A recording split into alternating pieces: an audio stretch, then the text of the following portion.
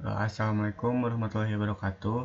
Perkenalkan, nama saya Fahri Kaizal Sabil. Di sini saya akan menjelaskan tentang progresan UAS pemrograman berorientasi objek. Sebelum masuk ke dalam programnya, di sini saya akan menjelaskan struktur database-nya. Saya membuat aplikasi tentang reservasi hotel. Di sini ada database-nya bernama hotel, lalu ada beberapa tabel. Yang pertama ada tabel pembayaran, tabel user, tabel kamar, dan tabel reservasi yang saling terhubung ke tabel reservasi. Selanjutnya saya akan menjelaskan di programnya yang telah saya buat. Yang pertama ada dari form login yang telah saya buat, lalu form kamar, form admin, form register, form user, form reservasi, dan form satu lagi form pembayaran, namun form pembayaran belum saya kerjakan. Saya jelaskan di bagian login di sini, yaitu ada dua, bisa diakses oleh admin dan diakses oleh user. Jadi ketika kita login, jika kita sebagai admin di sini, maka akan memanggil form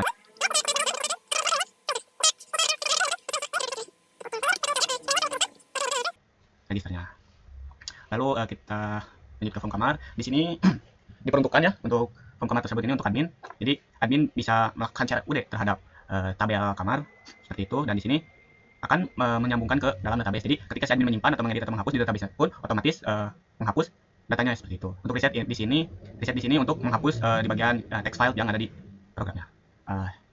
Langsung ke bagian disimpan. Di bagian simpan ini cukup sederhana, yaitu tinggal memanggil SQL-nya.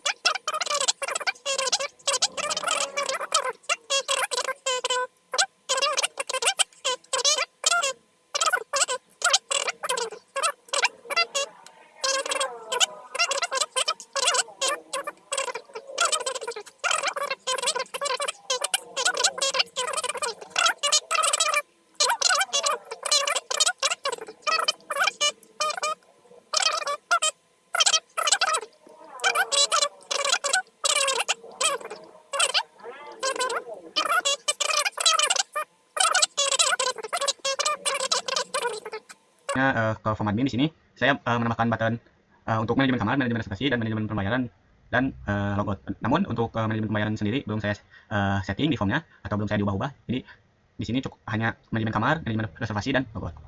Langsung saja ke button yang pertama, yaitu button kamar. Jadi untuk button kamar sendiri atau tuh di bagian admin cukup menampilkan si form kamarnya saja. Lalu di button reservasi sama memanggil dan menampilkan form reservasi sebagai admin. Lalu button logout memanggil kembali form login dan ditampilkan seperti itu. Ini menampilkan form pembayaran lalu ditampilkan seperti itu. Namun ya yang saya bilang tadi, form pembayaran belum saya setting seperti itu. Nah selanjutnya saya lanjut ke form register. Untuk form register ini diperuntukkan untuk user saja. Jadi data admin sudah tetap ada di dalam database, tetapi untuk di bagian user tidak tetap, itu bisa menambahkan user gitu, data user. Dan di sini ada button simpan, button kembali, dan peruntukan untuk insertnya. Saja ke button simpan ya, sama halnya seperti yang ada di button simpan yang ada di form kamar, yaitu menggunakan from SQL, yaitu insert into ke dalam tabel dengan file-filenya dengan values-nya yang akan disimpan di sini. Dan untuk role-nya di sini kan ada role, saya setting di sini default-nya sebagai user seperti itu. Lalu akan menampilkan pesan registrasi berhasil. Silakan login. Untuk button logout sendiri ya sama seperti button logout yang ada di form admin, yaitu memanggil form login untuk ditampilkan ketika menekan button logout seperti itu. Selanjutnya saya akan menjelaskan di bagian user. Di bagian user hanya memanggil seperti di form admin. Kan di sini button reservasi hanya memanggil form reservasi untuk ditampilkan, button pembayaran memanggil form pembayaran untuk ditampilkan, button logout memanggil form login untuk menampilkan login kembali, lalu button kamar untuk menampilkan form kamar sebagai user, button pembayaran juga sebagai user, form reservasi juga sebagai user seperti itu. Langsung saja saya lanjut ke form reservasi. Nah, di sini di form reservasi ada banyak ya. Jadi di form reservasi di sini user bisa menggunakannya untuk manajemen reservasi hotel, untuk menyimpan, menghapus, mereset, dan kembali. Untuk edit itu diperuntukkan untuk admin seperti itu. Button simpan ya, seperti yang sebelum-sebelumnya menggunakan insert itu, lalu button hapus yaitu delete from, selanjutnya button reset yaitu menggunakan ini di set text. Lalu nah di sini yang unik, CB di combo box ID kamar. Jadi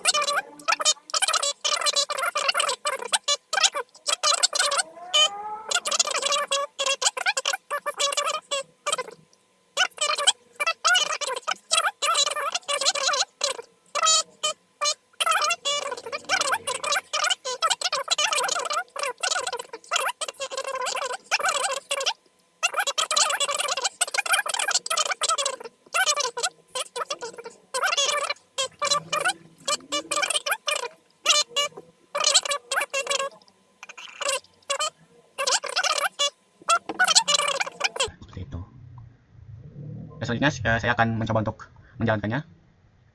Di sini saya akan login sebagai admin ya. Admin, passwordnya admin, role-nya udah jelas sebagai admin. Nah, berhasil ya.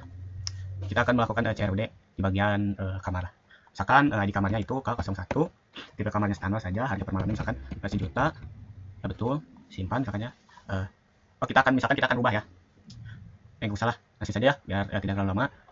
Masih kita login sebagai sign up dulu, misalkan U10, sign up sebagai namanya Febri, password 1 2 3 4. Nah, registrasi berhasil, kita langsung login sebagai user. Febri 1 2 3 4 5, admin sebagai user, misalkan login berhasil sebagai user. Nah, di sini kita bisa seperti yang tadi saya jelaskan, di sini si user hanya bisa melihat data kamarnya saja. Untuk button-button di sini tidak bisa diakses seperti itu. Kita kembali ke menu user. Di sini user bisa melakukan reservasi, misalkan ini 01 ya.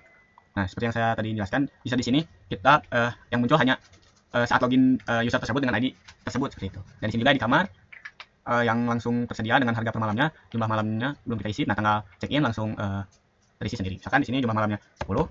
Jika di enter total bayarannya otomatis akan muncul seperti itu. Tersimpan, kita berhasil disimpan. Nah, seperti itu. Mungkin progresan saya cukup sampai di sini terlebih dahulu. Semoga saya bisa melanjutkannya dengan baik dan bagus. Oke, see you. Assalamualaikum warahmatullahi wabarakatuh.